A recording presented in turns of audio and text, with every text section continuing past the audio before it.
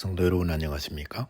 2026년 2월 25일 수요 새벽 말씀 함께 나누겠습니다. 함께 나누실 하나님 말씀은 요한복음 7장 53절에서 8장 20절까지입니다. 본문은 가늠하다 현장에서 잡힌 여인과 예수님의 빛 되심에 대해서 기록하고 있습니다. 본문을 통해서 성도는 자비를 택하는 자이며 예수님은 세상의 빛 되심에 대해서 묵상하겠습니다.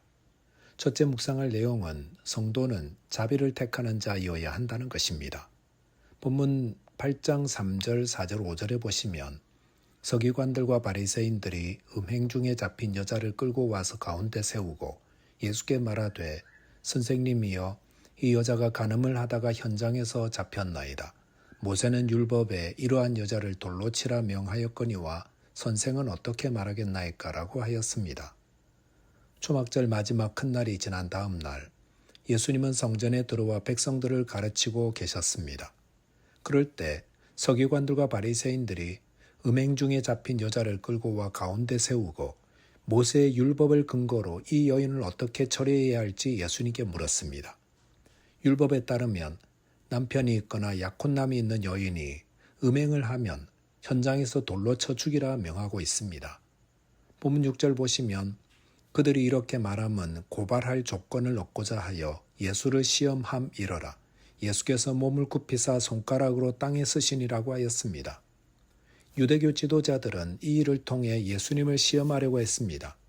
그들은 예수님께 두 가지 대답을 예상했을 것입니다.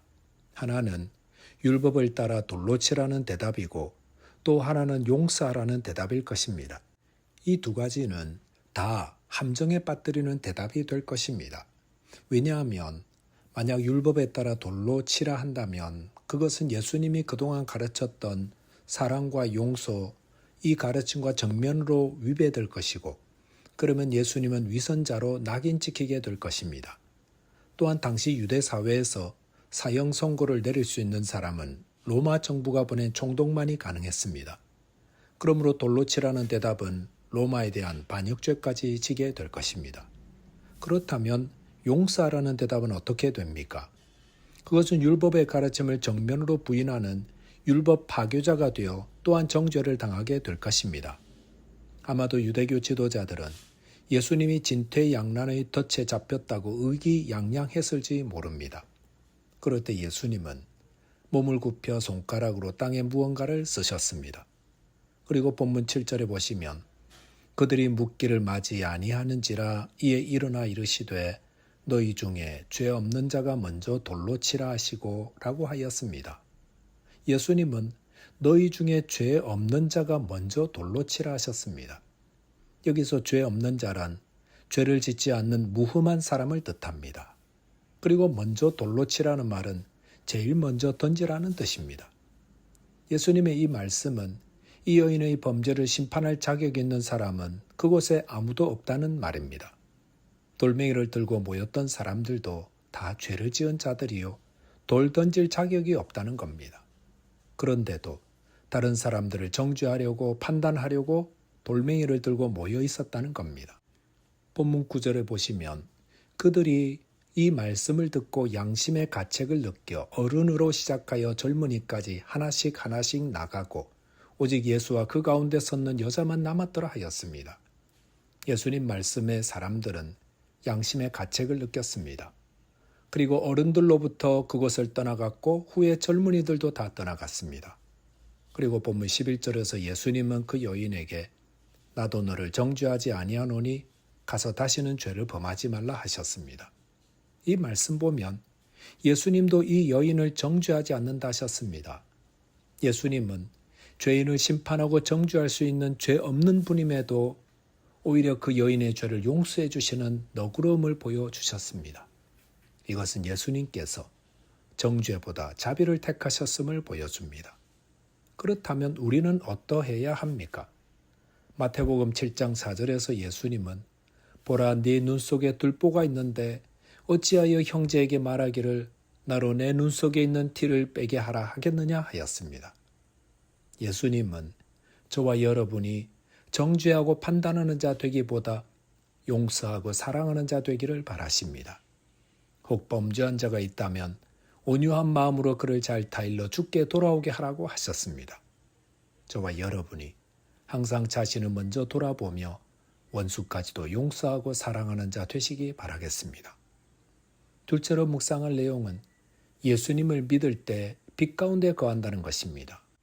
본문 12절에 보시면 예수께서 또 말씀하여 이르시되 나는 세상의 빛이니 나를 따르는 자는 어둠에 다니지 아니하고 생명의 빛을 얻으리라 하였습니다. 앞서 초막절 마지막 날에 예수님은 자신을 생명의 물이라고 하셨습니다. 그리고 본문에서 예수님은 세상의 빛이라 하셨습니다. 예수님이 자신을 세상의 빛이라 하신 것은 초막절날 밤늦게까지 불을 밝히고 노래하고 춤을 추던 축제를 상기시키는 말씀이라 할 수 있습니다. 광야의 밤은 얼마나 어둡고 춥습니까? 그럴 때 이스라엘 백성들이 따뜻하고 안전하게 지낼 수 있었던 것은 하나님의 불기둥 때문이었습니다. 마찬가지로 차갑고 삭막한 이 세상에서 성도가 살 길은 빛 대신 예수님을 따르는 것입니다. 본문 13절 보시면 바리새인들이 이르되 네가 너를 위하여 증언하니 네 증언은 참되지 아니하도다 하였습니다. 예수님이 세상의 빛이라 주장하실 때에 바리새인들은 예수님의 증언에 문제가 있다고 주장했습니다. 왜냐하면 율법은 어떤 사실을 증명할 때 적어도 두 사람의 증언이 필요하다고 가르치기 때문입니다. 즉 그들은 예수님이 스스로 나는 세상의 빛이라 주장하는 것에는 문제가 있고 만약 정말 세상의 빛이라 하면 누군가 두 사람 이상이 저분은 세상의 빛이라고 증거해 주어야 한다는 법적 문제를 이야기하였던 것입니다. 본문 14절 보시면 예수께서 대답하여 이르시되 내가 나를 위하여 증언하여도 내 증언이 참되니 나는 내가 어디서 오며 어디로 가는 것을 알거니와 너희는 내가 어디서 오며 어디로 가는 것을 알지 못하느니라 하였습니다. 예수님은 예수님 자신을 위하여 증언하는 것이 참되다고 하셨습니다. 그 이유는 예수님은 자신이 어디서 오며 어디로 가는 것을 아시기 때문이라 했습니다. 여기서 예수님 말씀하신 어디서 오며 어디로 가는 것을 안다는 것, 이것은 인류가 오랫동안 물어왔던 질문입니다. 인간은 어디서 오며 어디로 가는 것입니까? 이 질문에 명쾌한 답을 줄 수 있는 사람은 아무도 없습니다. 다들 이럴 것이다라고 추측하지만 아무도 자신이 어디서 왔고 또 어디로 갈지 알지 못합니다. 이것이 인간의 한계입니다. 그러니 그런 인간들은 다른 두 사람의 증언이 필요합니다. 하지만 예수님은 자신이 누구이며 또 어디서 왔는지 정확히 아시는 하나님의 아들 되십니다. 그러므로 사람들처럼 증인이 필요 없으시다 하신 겁니다. 본문 15절 보면 너희는 육체를 따라 판단하나 나는 아무도 판단하지 아니하노라 하였습니다. 이 말씀은 유대교 지도자들이 예수님을 판단할 때 예수님의 외모를 보고 판단하고 있다고 지적하는 말입니다. 그들은 왜 예수님을 메시아로 믿지 않는 것입니까? 그것은 예수님의 육체, 즉 외모 때문입니다. 그들은 예수님이 행하신 기적들과 행하신 일들을 잘 알고 있었습니다. 하지만 예수님의 외모를, 즉 예수님이 갈릴리 출신의 가난한 목수 요셉의 아들임을 알았기에 그 편견으로 예수님을 배척했던 것입니다. 오늘날도 사람들의 기준으로 보면 예수님은 세계 3대 성자 중 한 분이십니다. 하지만 거기까지입니다. 사람들은 예수님을 하나님으로 인정하려 하지 않습니다. 하지만 예수님을 표현할 때 위대한 선생이나 성자라는 표현은 부족합니다. 예수님은 하나님이시오 우리의 구원자이십니다. 나는 아무도 판단하지 아니하노라 라는 말은 초림하신 예수님은 이 땅에 구원자로 오셨기 때문에 아무도 정죄하거나 판단하지 않으신다는 말입니다. 하지만 예수님이 다시 오실 때 예수님은 판단하고 정죄하는 심판주로 오실 것입니다. 본문 16절 보시면 만일 내가 판단하여도 내 판단이 참되니 이는 내가 혼자 있는 것이 아니요 나를 보내신 이가 나와 함께 계심이라 하였습니다. 이것은 예수님의 판단은 참되고 정확하다라는 말씀입니다. 이 땅의 마지막 날은 심판의 날입니다. 그날 예수님은 아버지 하나님의 뜻에 따라 참되게 심판하실 것입니다. 저와 여러분이 이 땅에서 빛 되신 예수님을 따라 생명의 길 걷는 자 되시기 바라겠습니다. 기도하겠습니다. 하나님 아버지, 예수님께서 저희 죄인들에게 자비를 베푸신 것처럼 저희도 자비를 베푸는 자 되게 해 주옵소서.